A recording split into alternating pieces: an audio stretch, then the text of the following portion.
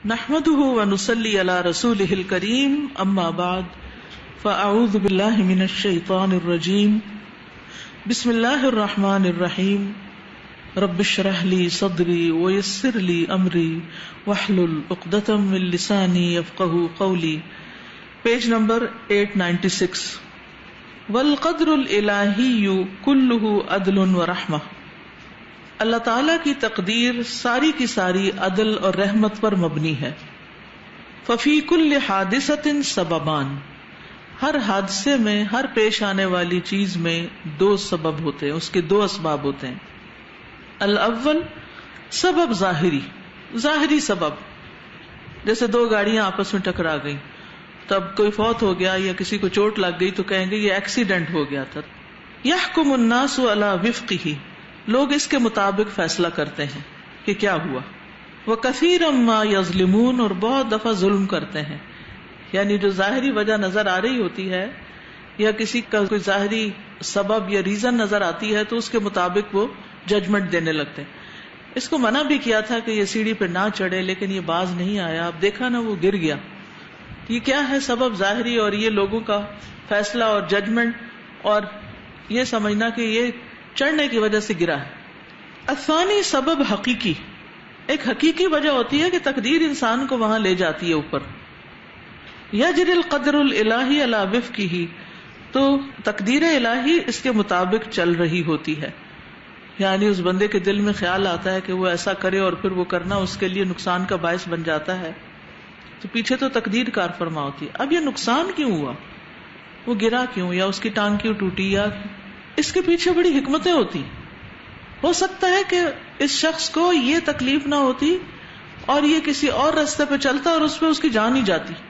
تو جان جانے کی بجائے اس کی ٹانگ چلی گئی یا ٹوٹ گئی تو یہ کم درجے کی تکلیف تھی. اب ہم سمجھ رہے ہیں اس پہ ظلم ہوا ہے، حالانکہ پیچھے کیا ہے؟ اللہ کی رحمت ہے کہ یہ انسان اپنے غلطی کی وجہ سے بہت بڑا نقصان کرنے والا تھا اپنا، لیکن اللہ نے اس کو اس نقصان سے بچا لیا.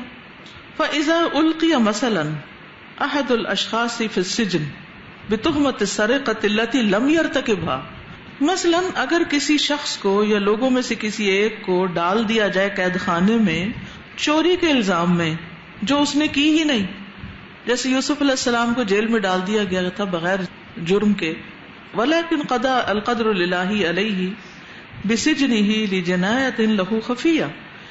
لیکن تقدیر الہی اس پر واقع ہو گئی بِسِجْنِهِ اس کے قید خانے کی شکل میں، لِجِنَايَةٍ لَهُ خَفِيَّةٍ اس کے کسی خفیہ گناہ کی وجہ سے. یعنی اس نے چوری تو نہیں کی، لیکن ہم کہتے ہیں اس نے چوری بھی نہیں کی، وہ تو بالکل بے گناہ تھا، پھر اس کے ساتھ یہ کیوں ہوا؟ ہمیں سمجھ نہیں آتی نا. کبھی ہمیں اپنا کوئی گناہ یاد نہیں آ رہا ہوتا، لیکن ہمیں کوئی تکلیف پہنچتی ہے، کیونکہ تکلیف کا فلسفہ بھی یہی ہے کہ ما اصابکم من مصیبت فبما کسبت ایدیکم. تمہیں جو کوئی مصیبت آتی ہے وہ تمہارے اپنے ہاتھوں کی کمائی سے آتی. پتا کیا چلا کہ قصور اپنا ہی کہیں نہ کہیں ہوتا ہے. کبھی یاد آ جاتا ہے، کبھی یاد نہیں آتا. اور بہت سے قصور لوگوں کے سامنے بھی نہیں ہوتے. جب انسان پہ کوئی مصیبت آتی ہے تو بعض اوقات ہمیں خود سمجھ آ جاتی ہے کہ یہ کیوں ہوا میرے ساتھ، لیکن دیکھنے والوں کو ہم بالکل بے گناہ نظر آ رہے ہوتے ہیں کہ یہ تو بڑا ہی معصوم انسان ہے، بے ضرر سا ہے. اور کچھ تو اپنے آپ کو بھی بڑا بے گناہ ثابت کرتے ہیں کہ مجھے سمجھ نہیں آتی کہ میرے کون سے قصور میں میں پکڑی گئی ہوں، کون سا گناہ ہے میرا. تو اگر نہیں سمجھ آتی تو اللہ تعالیٰ سے دعا کرنی چاہیے کہ اللہ تعالیٰ سمجھا دے اور اس کی ہم معافی مانگ لیں. اسی لیے ہمیں معافی مانگتے رہنا چاہیے. ربنا لا تؤاخذنا ان نسینا او اخطانا.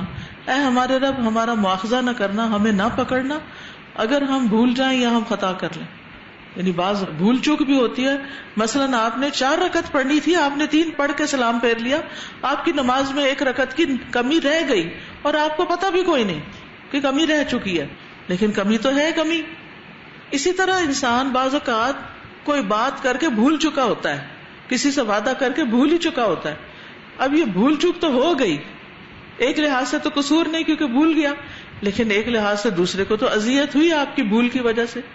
تو غلطی تو ہے، کہیں نہ کہیں آپ دوسرے کے دکھ تکلیف کا باعث بن گئے. اسی طرح بعض اوقات کوئی چیز آپ نے دیکھی ہوتی ہے اور آپ بھول چکے ہوتے ہیں، کوئی آپ سے پوچھتا تم نے دیکھا، تو آپ یکا کہتے نہیں میں نے تو نہیں دیکھا. مجھے تو نہیں پتا، میرا نہیں خیال ایسا ہو. حالانکہ آپ کی زندگی میں آپ کے سامنے وہ واقعہ ہو چکا ہوتا ہے. کیا ایسا نہیں ہوتا کہ ہم ایسی چیزیں بھول چکے تھے؟ کوئی آگے آپ کو کہتا ہے یہ آپ نے کہا تھا. کیا میں نے کہا تھا؟ آپ نے کہا تھا میں یہ دوں گی. وہ کب کہا تھا؟ مائیں بچوں کے ساتھ کئی دفعہ ایسے کر رہی ہوتی ہیں. وہ کہتے ماما آپ نے وعدہ کیا تھا. نہیں میں نے کوئی وعدہ نہیں کیا تھا، جاؤ یہاں سے. تو اب آپ دیکھیے کہ آپ جھوٹ بھی بول رہے ہیں، آپ وعدہ خلافی بھی کر رہے ہیں، آپ بچے کے ساتھ زیادتی بھی کر رہے ہیں، لیکن آپ اپنے آپ کو بالکل بے گناہ سمجھے ہوئے ہیں. ٹھیک ہے، تو ایسی بہت سی غلطیاں خطائیں ہمارے سے ہوتی رہتی ہیں. تو پھر بعض اوقات کوئی مصیبت آتی ہے تو ہم کہتے ہیں ہمارا کوئی قصور نہیں، لیکن کہیں نہ کہیں خفیہ قصور ہوتا ہے. یعنی سزا بظاہر کسی اور چیز کی مل رہی ہوتی ہے جو لوگوں نے وہ سبب بنا لیا ہوتا ہے، لیکن ریزن کہیں اور پیچھے چھپی بھی ہوتی ہے. بعض اوقات گناہ نہیں ہوتا. یہ نہیں کہ ہر دفعہ کسی کو کوئی بخار ہو گیا تو آپ سوچنے بیٹھ دیں کیا گناہ کیا ہوگا اس نے. یہ نہیں، بعض اوقات اس کی تربیت مقصود ہوتی ہے. بعض اوقات گناہ کی وجہ سے ہوتا ہے او تربیت لہو، یا کبھی اس کو اللہ سبحانہ وتعالیٰ نے اس بھاگ دوڑ سے نکال کے بیڈ پہ لٹا کے کچھ سچوانا ہوتا ہے. کیونکہ ہم جب تک دنیا کی بھاگ دوڑ میں لگے رہتے ہیں ہمیں اپنی غلطیاں نظر نہیں آتی، اور توبہ بھی نہیں ڈھنگ سے کرتے، نمازوں کے بعد بھی ایسے جھٹ سے اٹھ جاتے ہیں، ڈھنگ کی دعا بھی نہیں مانگتے. تو اللہ تعالیٰ بندے کو پھر کسی ایسی مشکل میں ڈالتا ہے کہ جس کی وجہ سے وہ پھر سوچنے پہ مجبور ہو جاتا ہے. اسی لیے کہتے ہیں نا کہ ایک دن بستر پہ پڑھ کے وہ کچھ یاد آیا جو عام دنوں میں نہیں آتا، کیونکہ پھر ہاتھ پاؤں کام نہیں کرتے تو دماغ سوچتا رہتا ہے.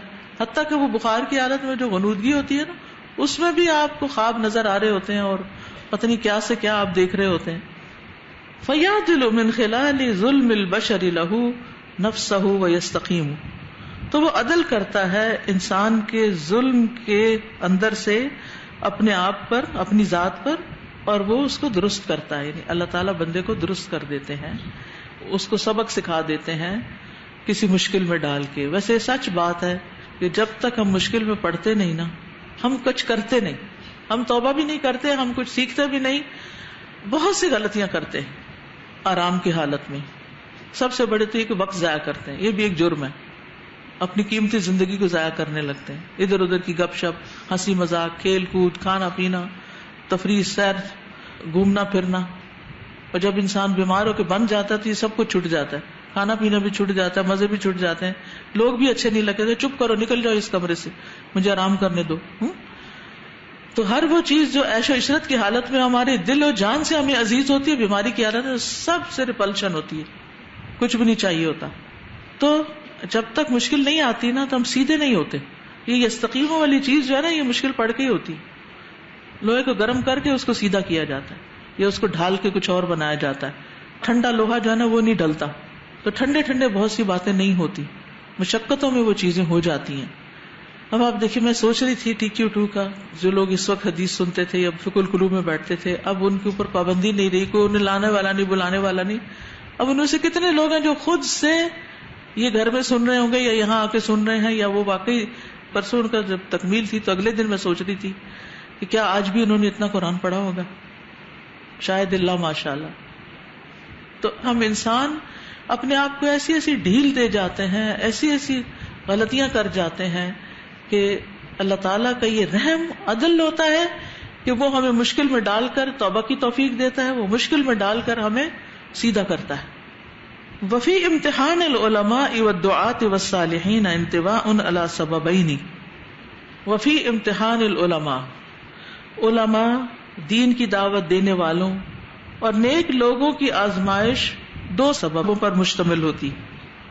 انتواء یعنی مشتمل ہوتی ہے علی سببین، دو سببوں پر، اس کے دو اسباب ہوتے ہیں. احدها، ان میں سے ایک، خدمت الدین خدمت عالیۃ فائقۃ. دین کی خدمت ایک بڑی بلند چیز ہے، بڑی فوقیت رکھنے والی، عالی شان اور فائق خدمت ہے. ٹھیک ہے، یعنی ایک بڑا مقام ہوتا ہے کہ کسی کو یہ ملے. حتی اثار حفیظت اہل الدنیا والاعداء، یہاں تک کہ وہ ابھار دیتی ہے دنیا داروں اور دشمنوں کے بغض کو. یعنی جو دین سے دور لوگ ہوتے ہیں ان کے اندر دین والوں کے مقام اور مرتبے اور عزت کی وجہ سے ایک جیلسی پیدا ہو جاتی ہے اور ایک بغض پیدا ہو جاتا ہے ان کے لیے کہ ان کو کیوں اتنی اہمیت مل رہی، ان کی بات کیوں اتنی سنی جا رہی. یہ کیوں ہم سے زیادہ اچھے لوگ ہیں، دل میں ان کے ہوتا ہے، اوپر سے نہیں کہتے. تو وہ کیا کرتی ہے یہ چیز، حتی اثارا، یہاں تک کہ یہ خدمت دین بھڑکا دیتی ہے، حفیظتا، گرج، اہل دنیا والاعداء، دنیا والوں کا اور دشمنوں کا. اسی لیے آپ دیکھیں گے کہ اگر آپ دین کے خدمت کے کام میں لگتے ہیں تو آئے دن کوئی نہ کوئی ایذاء والی بات، کوئی نہ کوئی آپ کے خلاف پروپیگنڈا، کوئی نہ کوئی فتنہ اٹھا ہی رہے گا، آپ کو چین سے نہیں بیٹھنے دیں گے، کہیں نہ کہیں سے آپ کو بدنام کرنے کی کوشش کریں گے. تو یہ کیوں اعداء پیدا ہو جاتے ہیں؟ آپ تو ایک اتنا اچھا خدمہ عالیہ فائقہ اتنا نیک کام کر رہے ہیں اور ادھر سے آپ کے خلاف یہ سب کچھ شروع ہو گیا. اور یہ سارے پیغمبروں کے ساتھ ہوا ہے. جب تک انہوں نے دین کی تبلیغ نہیں شروع کی، نبوت کا پیغام نہیں پہنچایا، لوگوں نے ان کی بڑی عزت کی کہ یہ ہمارے صادق اور امین ہے. نبی صلی اللہ علیہ وسلم کا کتنا بڑا مقام تھا اپنے لوگوں میں. اور پھر حضرت شعیب کو کیا کہا، یا شعیب اصلاتک تأمرک ان نترک ما یعبد آباؤنا، اور ہم تو تمہیں اپنے اندر بڑا سمجھدار سمجھتے تھے، اور یہ تم کیا نمازیں پڑھنے لگ گئے اور مولوی بن گئے ہو، یعنی عام الفاظ میں جیسے ہم لوگوں کو کہتے ہیں. تو یہ ایک مانی ہوئی بات ہے کہ دین کی وجہ سے آزمائشیں کیوں آتی. وقد نظر البشر الى هذا السبب فحصل الظلم، تو انسان اس سبب کو جب دیکھتا ہے تو ظلم ہوتا ہے. یعنی جب انسان نے اس سبب کو دیکھا تو اس کے نتیجے میں ظلم ہوا، یا یہ کہ ظلم شروع ہو جاتا ہے، یعنی ان کی کوششوں کا نتیجہ یا ان کے مقام کا یا ان کی پسندیدگی یا ان کی جو بھی آپ دیکھیں. الثانی، نمبر 2، لما لم يبين كل منا اخلاصا تاما، جبکہ ہم میں سے ہر ایک اخلاص تام یعنی مکمل اخلاص کا ثبوت نہیں دیتا، بلا اظہر، اور نہ ظاہر کرتا ہے، تساندن فی نصرت الحق، حق کی مدد میں مکمل سپورٹ، تساند مدد، سپورٹ، سند، ٹیک کو بھی کہتے ہیں. نظر القدر الالہی الی ھذا السبب، تو دیکھتی ہے تقدیر الہی اس سبب کو، وعدل فی حقنا رحمتا بنا، اور اللہ تعالیٰ عدل کرتا ہے ہمارے حق میں ہم پہ رحم کرتے ہوئے. یعنی مشکلات آتی ہیں تو پھر ہمارا اخلاص ظاہر ہوتا ہے، اس کے بغیر پورا اخلاص انسان کے اندر نہیں ہوتا. جب بھٹی میں تپتا ہے انسان تو میل کچیل صاف ہوتا ہے. ان کل شیء فی ھذا الکون، اس کائنات میں ہر چیز، انما یحصل بقضاء اللہ وقدرہ خیرا او شرا، یہ سب کا سب اللہ کی قضاء و قدر کے ساتھ ہی واقع ہوتا ہے، چاہے اچھا ہو یا برا. فہل یرضی المسلم بما قدرہ اللہ من المعاصی التی نہی اللہ عنہا، تو کیا مسلمان اس بات پہ بھی راضی ہو جائے کہ اللہ نے جن گناہوں سے اس کو روکا ہے وہ اس کی تقدیر میں ہو یا وہ گناہ کر لے؟ یعنی کیا اللہ سبحانہ و تعالی بندے کے گناہوں پہ راضی ہوتا ہے؟ وجوابہ، یا بندہ ان گناہوں پہ راضی ہو جائے. اننا لسنا مامورین بان نرضی بکل ما قضى اللہ وقدر، وہ کہتے ہیں کہ اس کا جواب یہ ہے کہ ہم میں سے ہر شخص اس بات پر مامور نہیں کہ تقدیر میں جو کچھ واقع ہے اس پہ راضی ضرور ہو. ولکننا مامورون بان نرضی بکل ما امرنا اللہ ان نرضی بہ کطاعت اللہ ورسولہ، لیکن ہم اس چیز پر مامور ہیں کہ ہم راضی ہو جائیں ہر اس چیز سے جو اللہ نے جس کا ہمیں حکم دیا ہے کہ ہم اس پہ راضی ہوں، جیسے اللہ اور اس کے رسول کی اطاعت. وَأَن نَرْضَى بِدِينِهِ وَشَرْعِهِ، اور یہ کہ ہم راضی ہوں اس کے دین اور اس کی شریعت پر. وَأَن نَرْضَى بِالْقَضَاءِ الَّذِي هُوَ صِفَةُ اللَّهِ أَوْ فِعْلُهُ، اور یہ کہ ہم راضی ہوں اللہ کے فیصلوں پر جو اللہ کی صفت یا اس کا فعل ہے. لَا بِالْمَقْضِيِّ الَّذِي هُوَ مَفْعُولُهُ، نہ کہ اس چیز پر جس پہ فیصلہ ہو گیا، یعنی جو ہونے والی چیز تھی اس پر، یعنی غلط چیز کوئی ہو گئی. تو یہاں سے کیا سمجھا آپ نے؟ کوئی بھی واقعہ جو حادثہ ہوتا ہے، واقعہ، حادثہ سے مراد ایکسیڈنٹ نہیں، کوئی بھی واقعہ جب پیش آتا ہے تو اس کے دو اسباب ہوتے ہیں، ایک ظاہری ہوتا ہے، ایک حقیقی ہوتا ہے. لوگ جو تبصرے کرتے ہیں یا وجہ بتاتے ہیں وہ ظاہری بتاتے ہیں. مثلا پچھلے دنوں کچھ لوگوں نے مل کے ایک ہی ٹیبل پہ کھانا کھایا، سب ٹھیک رہے، 2 لوگ بیمار ہو گئے، فوڈ پوائزننگ ہو گئی اور اچھی خاصی ہو گئی. اب کھانا تو سب نے ایک کھایا ہے تو کھانے کو تو آپ بلیم نہیں کر سکتے کیونکہ باقی لوگوں کو تو کچھ بھی نہیں ہوا، تو ان 2 کو کیوں ہوا؟ جب ان سے کہا گیا آپ نے کچھ اور کھایا، انہوں نے کچھ بھی نہیں اور کہا یہی کھایا. تو یہ کیا تھی؟ تقدیر تھی. ایک ہی کھانا ایک شخص کے لیے بہت صحت کا باعث بنتا ہے اور دوسرے شخص کے لیے بیماری کا باعث بن جاتا ہے. حکم کس کا ہے؟ قلنا یا نار کونی بردن وسلاما علی ابراہیم. کچھ لوگ خراب سے خراب بھی چیز کھا لیتے ہیں تو ان کو کچھ نہیں ہوتا، اور کچھ لوگ اچھی غذا بھی کھاتے ہیں تو ان کو طاقت نہیں آتی. تو ہم عموماً کہتے ہیں میں نے آج سیب کھایا تھا نا اس لیے آج مجھ میں بڑی انرجی رہی. ہم اس انرجی کا سبب ظاہری عمل کو بتاتے ہیں، لیکن یاد رکھیے اس ظاہری عمل کے ساتھ ساتھ ایک حقیقی وجہ بھی ہوتی ہے، کوئی اس کے پیچھے کوئی اور بھی ہے جس کو ہم سمجھتے نہیں. اس سے کیا بات سمجھ میں آئی ہے کہ ایک شخص نیک ہوتا ہے، نیک کام کر رہا ہوتا ہے، اور اس پہ مصیبت آئے چلے جاتی. سر جی یہ کہ ظاہری اسباب کو جب ہم دیکھتے رہتے ہیں نا تو پھر ہمارے ریئیکشنز بھی ظاہری ہوتے ہیں. ہاں، اور اگر ہم حقیقی اسباب کو دیکھیں تو پھر ہمارے ریزلٹس اس کے، مثلا یہ جو ہم صبر کرنے کا ہمیں کہا گیا ہے مصیبت پر یا نعمت پر شکر ادا کرنے کا کہا گیا ہے، تو یہ ہے کہ جب ہم حقیقی اسباب پہ نظر رکھیں گے تو پھر جو بھی سچویشن ہوگی ان میں سے دو میں سے ایک رویہ ہم اختیار کر لیں گے نا. لیکن اگر ظاہری پہ رہیں گے تو پھر ہم لازماً انسانوں ہی کو بلیم کرتے رہیں گے، حسرت کریں گے یہ کیوں کیا میں نے، میں نہ کرتا، اور اپنی بھی انرجیز ویسٹ کریں گے اور دوسروں کی بھی کریں گے.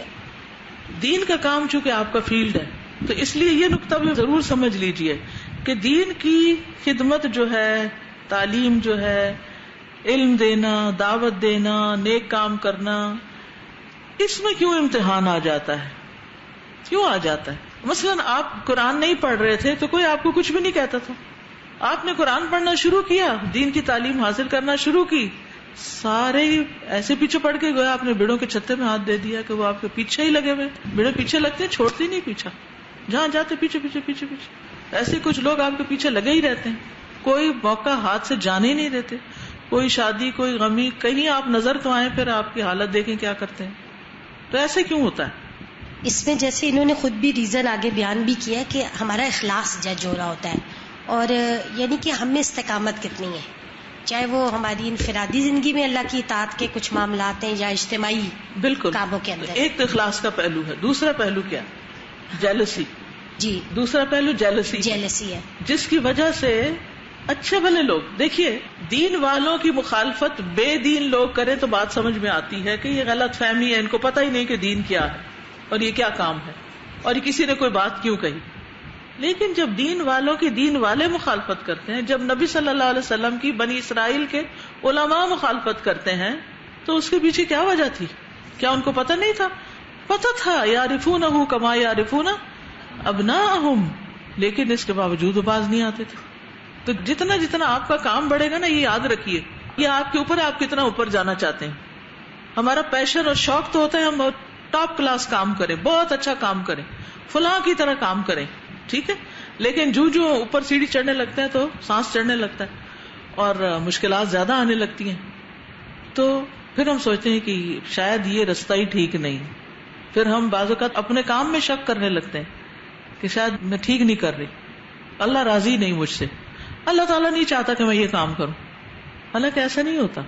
آپ کا اخلاص دیکھا جائے گا، بالکل پکے پھر ہو جائیں. یا تو آپ سخت استقامت اختیار کریں گے یا آپ نیچے گر جائیں گے، واپس چلے جائیں گے. آج میں دیکھ رہی تھی ایک چوٹیاں سر کرنے والے، کبھی دیکھے وہ چڑھتے کیسے پہاڑوں؟ آپ یقین کریں اتنی خطرناک سٹیپ تھی، بس یوں تھی، اور ایک بندہ رسیوں کے اوپر چڑھ رہا تھا. اتنا بلند پہاڑ اور رسیوں کے اوپر، اس کو پتا ہے کہ اگر ذرا سا میرا پاؤں ادھر سے ہوا، بیلنس خراب ہوا تو وہ کھائی اور موت ہے سامنے. کس چیز نے اس کو اتنی موٹیویشن دی ہے کہ وہ ان رسیوں پہ چل کے ثابت قدمی اختیار کیے ہوئے، ایسی ثابت قدمی. ہم دین کے رستے میں ذرا سی مشکل دیکھتے ہیں تو پیچھے ہٹنے کی سوچتے ہیں. تو وہ تو چوٹی تک جانا چاہتا ہے، ہم تو جنت کی بلندیوں تک جانا چاہتے ہیں، تو ہم کیوں بیٹھ جائیں رستے میں ہی؟ تو یہ سارے کان کھول کے سن لیں، جو بھی یہ تمنا رکھتا ہے کہ وہ دین کا بڑا کام کرے گا، اس کے رستے میں مشکلیں آئیں گی. سب پیغمبر آزمائے گئے، تو اس سے اخلاص میں بھی اضافہ ہوتا ہے، اور یہ بھی یاد رکھنا چاہیے کہ آداب بھی پیدا ہو جاتے ہیں. کل ذی نعمت محسود، ہر نعمت والے سے حسد کیا جاتا ہے. استاذ، اور دوسرا تعصب بھی ہوتا ہے. تعصب بالکل جی بہت زیادہ ہوتا ہے. جیسے ہم نے 8ویں پارے کے شروع میں پڑھا تھا نا، وَكَذَلِكَ جَعَلْنَا لِكُلِّ نَبِيٍّ عَدُوًّا شَيَاطِينَ الْإِنسِ وَالْجِنِّ يُوحِي بَعْضُهُمْ إِلَىٰ بَعْضٍ زُخْرُفَ الْقَوْلِ غُرُورًا. کل یہ میرے ساتھ یہ واقعہ پیش آیا کہ میں میڈیکل کالج میں صبح کلاس لیتی ہوں نا، تو جو ہی کلاس ختم ہوئی یہی عشرہ ذوالحجہ پر ہی تھی اور قربانی وغیرہ کے حوالے سے، تو 2-3 لڑکیاں میرے پاس آ گئیں اور اپنے موبائل سے نا دکھانے لگیں کہ یہ ڈاکٹر فرحت ہاشمی نے یہ ٹویٹ کیا ہوا ہے، یہ اس کے بارے میں آپ کا کیا خیال ہے؟ تو بہرحال میں نے ان سے بات کی، میں نے کہا ایسی کوئی بات نہیں ہے، آپ آئیں، ان سے ملیں، آپ کلاس اٹینڈ کریں، پھر آپ ان کے بارے میں کوئی رائے دیں.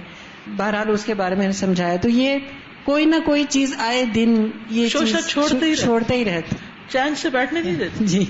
تو اس سے کیا ہوتا ہے کہ انسان پھر ایکٹیو رہتا ہے نا، کچھ کرتا رہتا ہے. استاذ یہی جو ٹویٹ کامن ہوا ہے اس کے بارے میں جب ویڈیو اگر کوئی دیکھے تو اس میں کوئی بھی ایسی بات نہیں ہے. وہ صرف ویڈیو نہیں دیکھتے نا، کمنٹس پڑھ کے شروع ہو جاتے ہیں. بالکل کہ کمنٹ یہاں سے آیا ہے، یہ ادھر چھپا ادھر چھپا، اسی وجہ سے صرف وہ. اور ویڈیو چھوڑیں، اس کے پیچھے اللہ کا حکم دیکھیں. جی. اور مجھے اتنا الحمدللہ آپ کے جواب سے، کیونکہ میں نے آپ سے پوچھا کہ اس کا ہم کیسے رسپونڈ کریں، تو آپ نے اتنا اچھا وہ کیا کہ اللہ کے حکم کو تو نہیں بدلا جا سکتا نا. اصل میں وہ لوگ دوسروں کو ڈسٹرب کر دیتے ہیں، جو بیچارے دین کی طرف آنا چاہتے ہیں، وہ جب کسی دین کی دعوت دینے والے کے اوپر الزام سنتے ہیں تو وہ پھر پیچھے ہٹنے لگتے ہیں. اچھا یہ ایسا یہ کہتا ہے، اس کو تو مت سنو. اصل مہم تو شیطان کی یہ ہوتی ہے نا کہ دین کی بات نہ سنو. چلیے آج اتنا بھی کافی ہے. اگر آپ نے ایک بات سمجھ لی اور دین پر استقامت اختیار کر لی تو میں سمجھوں گی کہ آج کا لیسن بہت زیادہ تھا. سبحانک اللہم و بحمدک، اشہد ان لا الہ الا انت، استغفرک و اتوب الیک. السلام علیکم و رحمۃ اللہ وبرکاتہ.